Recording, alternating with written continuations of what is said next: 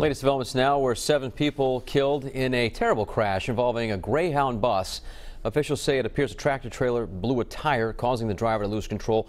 The truck crossed the median and then collided head-on with the bus. There were 49 people on the bus, including children. At least 20 of them were hospitalized with injuries. Driver of the truck survived with non-life-threatening injuries. The NTSB investigating exactly what happened. Queen of Soul, Aretha Franklin.